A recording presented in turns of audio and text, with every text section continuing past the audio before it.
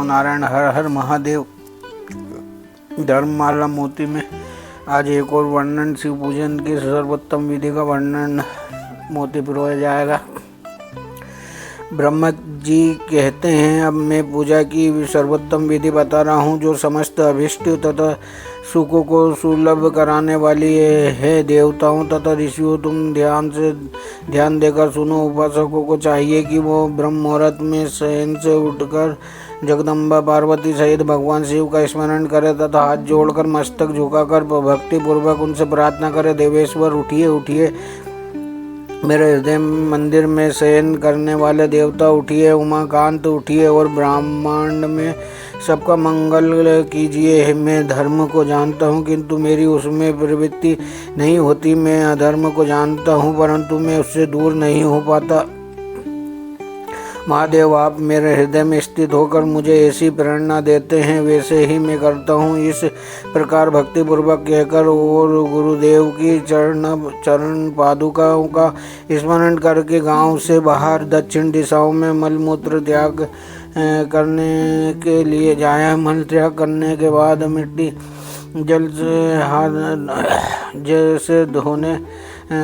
और जल से धोने के द्वारा शरीर की शुद्धि करके दोनों हाथों और पैरों को धोकर दातुवन करे। सूर्योदय होने से पहले ही दातुवन करके मुंह को 16 बार जल की अंजलियों से धोएं। देवताओं तथा ऋषियों की सृष्टि प्रतिपदा, अमावस्या और नवमी तिथियों तथा रविवार के दिन शिव भक्तों को यत्नपूर्वक दातुवन को त्याग देना चाहिए। अवकाश के अनुसार नदी आदि में जाकर अथवा घर में भी भली भांति स्नान करें। मनुष्य को देश और काल के विरुद्ध स्नान नहीं करना चाहिए। रविवार, श्राद्ध, संक्रांति, ग्रहण, महादान, तीर्थ, उपवास दिवस अथवा आशोच प्राप्त होने पर मनुष्य गर्म जल से स्नान न करे। शिव भक्त मनुष्य तीर्थ आदि में प्रवाह के सम्मुख होकर स्नान करे। जो नहाने के पहले तेल लगाना चाहिए उससे विहित एवं निषिद्ध दिनों का विचार करके ही तेल अभ्यंग करना चाहिए। जो प्रतिदिन नियम पूर्वक तेल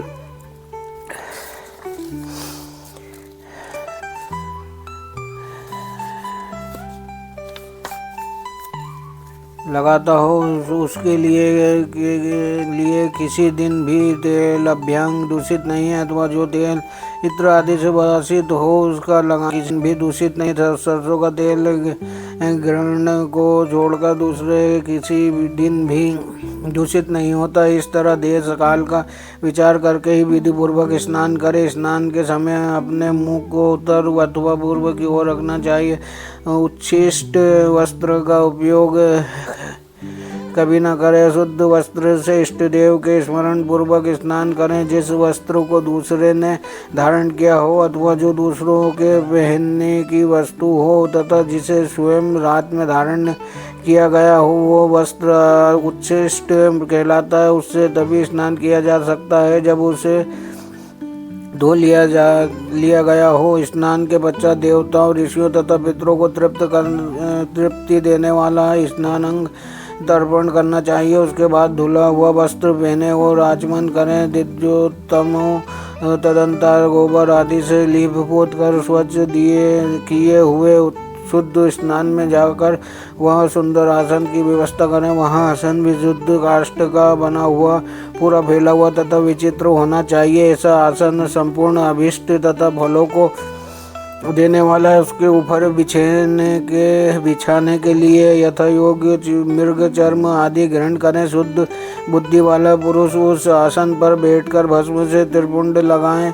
त्रिपुंड से जब तप तथा दान सफल होता है। भस्म के अभाव में त्रिपुंड का साधन जल आदि बताया गया है। इस तरह त्रिपुंड करके मनुष्य रुद्राक्ष धारण करे और अपने नित्य कर्म संपादन करके फिर शिव की आराधना करे। तत्पश्चात 3 बार मंत्रोच्चारण पूर्वक आचमन करे। फिर वहाँ शिव की पूजा के लिए अन्न और जल लाकर रखे। दूसरी कोई भी जो वस्तु आवश्यक हो उसे यथाशक्ति जुटाकर अपने पास रखे। इस प्रकार पूजन सामग्री का संग्रह करके वहाँ धैर्य पूर्वक स्थिर भाव से बैठे हुए जलगंध और अक्षत से युक्त एक अर्घ्य पात्र लेकर उसे दाहिने भाग में रखें। उससे उपचार की सिद्धि होती है। फिर गुरु का स्मरण करके उनकी आज्ञा लेकर विधिवत संकल्प करके अपनी कामना को अलग न रखते हुए पराभक्ति से सपरिवार शिव का पूजन करें। एक मुद्रा दिखाकर सिंदूर आदि उपचारों द्वारा सिद्धि बुद्धि सहित विघ्न हारे गणेश का पूजन करें। लक्ष्य और लाभ से युक्त गणेश जी का पूजन करके उनके नाम के आदि में प्रणव तथा अंत में नमः जोड़कर नाम के साथ चतुर्थी विभक्ति का प्रयोग करते हुए नमस्कार करें। यथा ओम गणपताय नमः अथवा ओम लक्षलाभयुताय सिद्धि बुद्धि सहिताय गणपताय नमः। तदंतर उनसे क्षमा प्रार्थना करके पुनः भाई कार्तिक के सहित गणेश जी का परा भक्ति से पूजन करके उन्हें बारंबार नमस्कार करें। तत्पश्चात सदा द्वार पर खड़े रहने वाले द्वारपाल महोदय का पूजन करके सती साध्वी गिरिराज नंदिनी उमा की पूजा करें। चंदन कुमकुम तथा धूप दीप आदि अनेक उपचारों तथा नाना प्रकार के नैवेद्यों से शिव का पूजन करके नमस्कार करने के पश्चात साधक शिव जी के समीप जाए।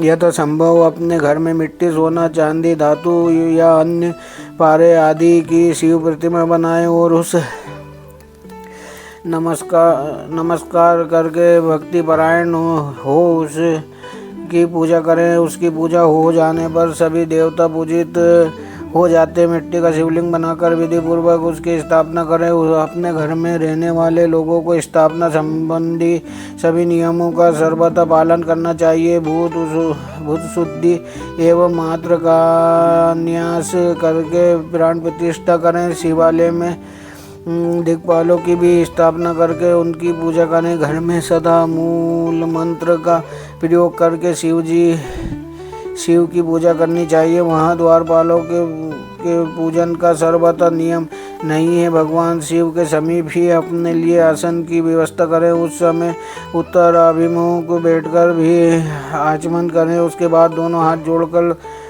जोड़कर तब प्राणायाम करके प्राणायाम काल में मनुष्य को मूल मंत्र की 10 आवृत्तियाँ करनी चाहिए। हाथों से 5 मुद्राएं दिखाएं। यह पूजा का आवश्यक अंग है। इन मुद्राओं का प्रदर्शन करके ही मनुष्य पूजा विधि अनुसरण करे। तदंतर वहाँ दीप निवेदन करके गुरु को नमस्कार करें और पद्मासन या भद्रासन बांधकर बैठे अथवा उत्तनासन या पार्यकासन का आश्रय लेकर सुखपूर्वक बैठे और पुनः पूजन का प्रयोग करें। फिर अर्घ्य पात्र से उत्तम शिवलिंग का प्रचलन करें। मन को भगवान शिव से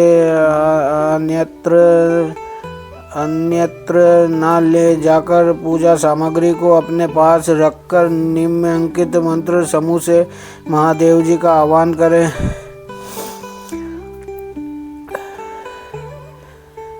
मंत्र पश्चात जो कैलाश के शिखर पर निवास करते हैं, पार्वती देवी के पति हैं, समस्त देवताओं से उत्तम, जिनके स्वरूप का शास्त्रों में यथावत वर्णन किया गया है, जो निर्गुण होते हुए भी गुण रूप है, जिनके 5 मुख 10 भुजाएं और प्रत्येक मुखमंडल में 3-3 नेत्र है, जिनकी ध्वज पर वृषभ का चिन्ह अंकित है, अंग कांति कपूर के समान गोर है, जो दिव्य रूपधारी चंद्रमा रूपी मुकुट से सुशोभित तथा सिर पर जटाजूट धारण करने वाले हैं, जो हाथी की खाल पहनते हैं और वर्ग चर्म ओढ़ते हैं, जिनका स्वरूप शुभ है, जिनके अंगों में नाग आदि नाग लिप्त रहते हैं, जो पिनाक आदि आयुध धारण करते हैं, जिनके आगे 8 सिद्धियां निरंतर नियत करती रहती हैं, भक्त समुदाय जय जयकार करते हुए जिनकी सेवा में लगे रहते हैं, दूसरा तेज के कारण जिनकी ओर देखना भी कठिन है, जो देवताओं से सेवित तथा संपूर्ण प्राणियों को शरण देने वाले हैं, जिनका मुखरबिंद प्रसन्नता से खिला हुआ है, वेदों और शास्त्रों ने जिनकी महिमा का यथावत गान किया है, विष्णु और ब्रह्मा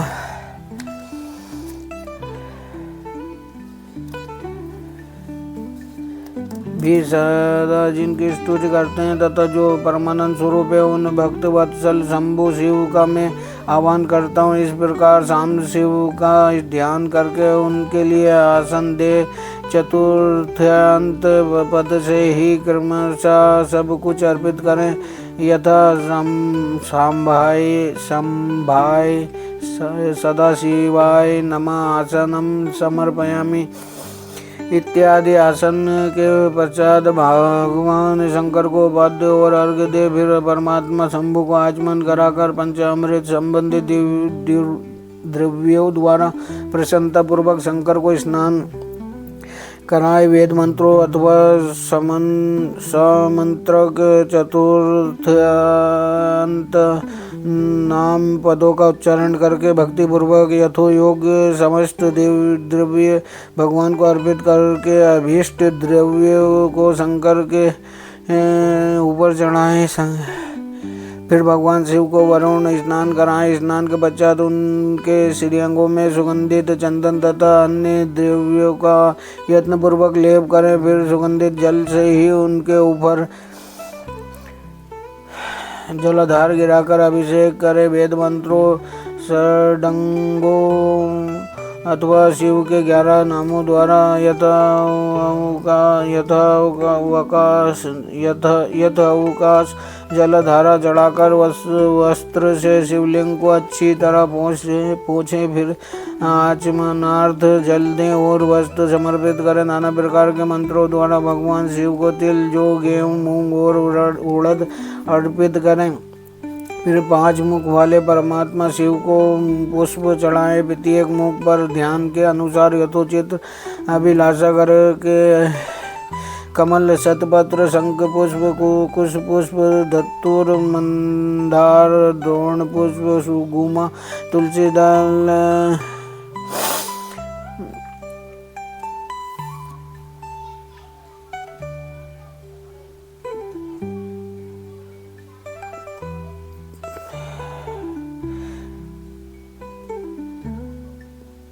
तथा बिल्व पत्र चढ़ाकर पराभक्ति के साथ भक्त वत्सल भगवान शंकर की विशेष पूजा करें। अन्य सभी वस्तुओं का अभाव होने पर शिव को केवल बिल्व पत्र ही अर्पित करें। बिल्व पत्र समर्पित होने से ही शिव की पूजा सफल होती है।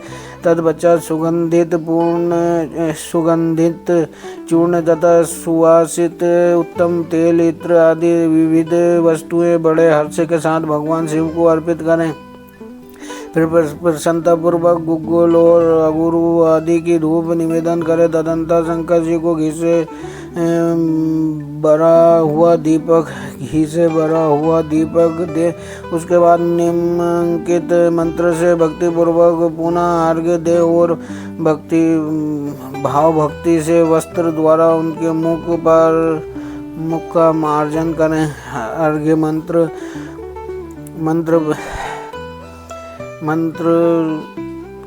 पश्चात प्रभो शंकर रूपम देहि यशो देहि भोगम देहि च शंकराय भुक्ति मुक्ति फलम देहि घृत्वार्घ्याय नमस्तु ते। फिर वो शंकर आपको नमस्कार है, आप इस अर्घ्य को स्वीकार करके मुझे रूप दीजिए, यश दीजिए और भोग दीजिए तथा भोग और मोक्ष रूपी फल प्रदान कीजिए। इसके बाद भगवान शिव को भांति भांति के उत्तम नैवेद्य अर्पित करें। नैवेद्य के पश्चात प्रेम पूर्वक आचमन कराएं। तदंतर संगोपांग तंबूल बनाकर शिव को समर्पित करें। फिर 5 बत्ती की आरती बनाकर भगवान को दिखाएं। उसकी संख्या इस प्रकार है। में 4 बार नाभि मंडल के सामने 2 बार मुख के समझ तथा संपूर्ण अंगों में 7 बार दिखाएं। तत्पश्चात नाना प्रकार के स्तोत्रों द्वारा प्रेम पूर्वक भगवान वृषभ ध्वज की स्तुति करें। तदंतर धीरे धीरे शिव की परिक्रमा करें। परिक्रमा के बाद भक्त पुरुष साष्टांग प्रणाम करें और निम्नलिखित मंत्र से भक्ति पूर्वक पुष्पांजलि दें। पुष्पांजलि मंत्र के पश्चात शंकर, मैंने अज्ञान से ये जान बूझकर जो पूजन आदि किया है वो आपकी कृपा से सफल हो। मैं आपका हूँ, मेरे प्राण सदा आप में लगे हुए हैं, मेरा चित्त सदा आपका ही चिंतन करता है ऐसा जानकर हे गौरीनाथ भूतनाथ, आप मुझ पर प्रसन्न होइए। प्रभु, धरती पर जिनके पैर लड़खड़ा जाते हैं उनके लिए भूमि ही सहारा, उसी प्रकार जिन्होंने आपके प्रति अपराध किया है उनके लिए भी आप ही शरण दाता हैं। इत्यादि रूप से बहुत प्रार्थना करके उत्तम विधि से पुष्पांजलि अर्पित करने के पश्चात पुनः भगवान को नमस्कार करें। फिर निम्नलिखित मंत्र से विसर्जन करना चाहिए। विसर्जन मंत्र पश्चात देवेश्वर प्रभु, आप परिवार सहित अपने स्थान को पधारे। नाथ, जब पूजा समय हो तब पुनः आप सादर पदार्पण करें। इस प्रकार भक्त वत्सल शंकर की बारंबार प्रार्थना करके उनका विसर्जन करें और उस जल को अपने हृदय में लगाएं तथा मस्तक पर चढ़ाएं। ऋषियों, इस तरह मैंने शिव पूजन की सारी विधि बता दी है जो भोग और मोक्ष देने वाली है। अब और क्या सुनना चाहते हो?